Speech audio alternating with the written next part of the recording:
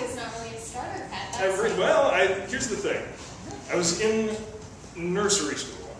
I was given a jar full of tadpoles because it was about science, in some way. Preschool science. They gave everyone a jar of tadpoles. I think the lesson was that tadpoles exist. And I was told to go home and, make them live and prosper and whatever.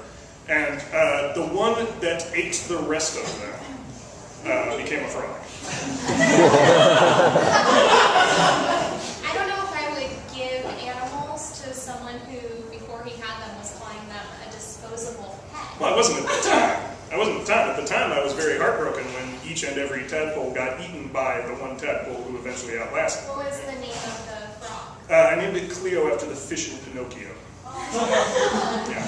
That's nice. That doesn't even sound disposable. It sounds like you had like a real attachment to it as your pet. Well, which is why I was crushed when she died, because we went on vacation and left New York, and at that point she would only eat apartment cockroaches, and she starved to death. You didn't have someone like watch your frog sit? Who would do that? Like a classmate. Actually, I was 3 years old. I had a fish sit for me when I went on vacation. Really? And my fish died. That's like a breach of friendship right there. I mean, it's not really, I don't think anybody's fault when a goldfish dies. I don't know, if I was the same kid I was then, I would have been very concerned that the person responsible be brought to justice. Well, they didn't tell me until years later. They actually replaced it with another fish. They told me it was the same one. You didn't know your fish by sight? No. Because it was a goldfish. There's all kinds of goldfish. I know, and there's like different sizes, a little bit, but like, I don't know.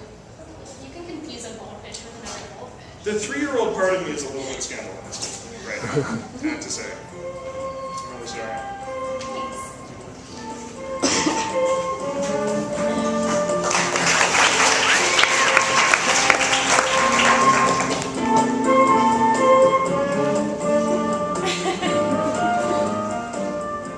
You know what they say? They say an elephant never forgets, right? But you know what animal always forgets everything? What? Fish. Fish have like memories. They have like 10-second memories. You ever heard that? How do they test that, I wonder?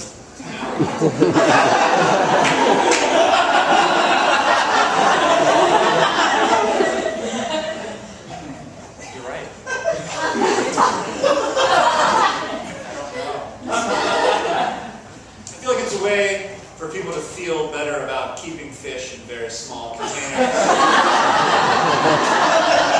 Like, oh, he's loving it. It's new every time he turns around. Well, if that's the case, then who's the one testing about elephants never forgetting? I mean, how do we know that elephants never forget?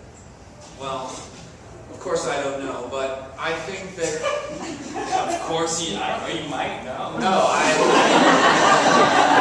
have no idea, but I would guess that maybe because you can study elephants like in nature in Africa, you could like tag its ear and it comes back to the same place. That's very confusing. Alright.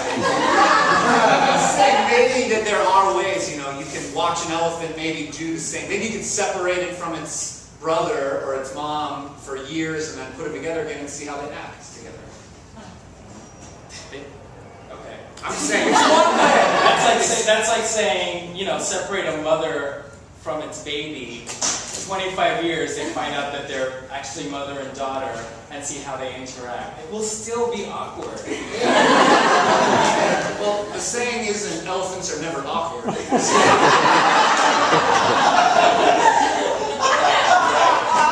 Well, but then in that same token, I mean, like, do you always realize, like, when there's shows like Oprah that's like reunited with loved ones and how happy they are? But there's no thought in their brain that's like, and then what?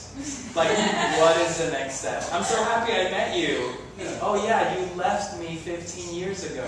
There's much to discuss, right? I don't know. They kind of gloss over that. Right. They kind of gloss over the People don't want to see that. That's the hard part, No one wants to see that. I'd see it. Really? Yeah. I mean, that's why people watch TV, right? Yeah. 2 seconds.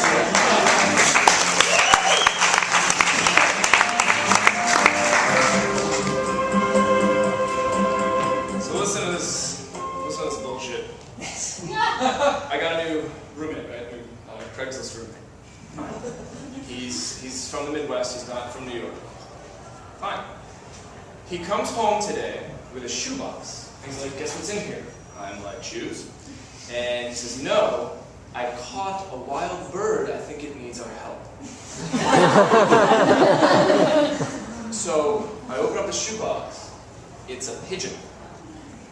It's a pigeon, a normal New York City pigeon. He's never seen one. Because he's from one of the Dakotas. And he, Pacific Northwest, I guess, that's not really Midwest.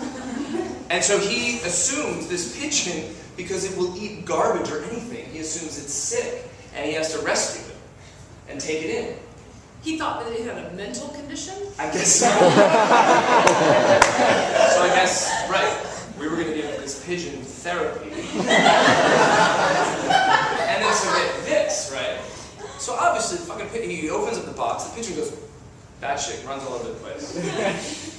All of a sudden, it stops flapping. Go in it's in the bathroom. Behind the toilet, it's attached. It gets unfunny.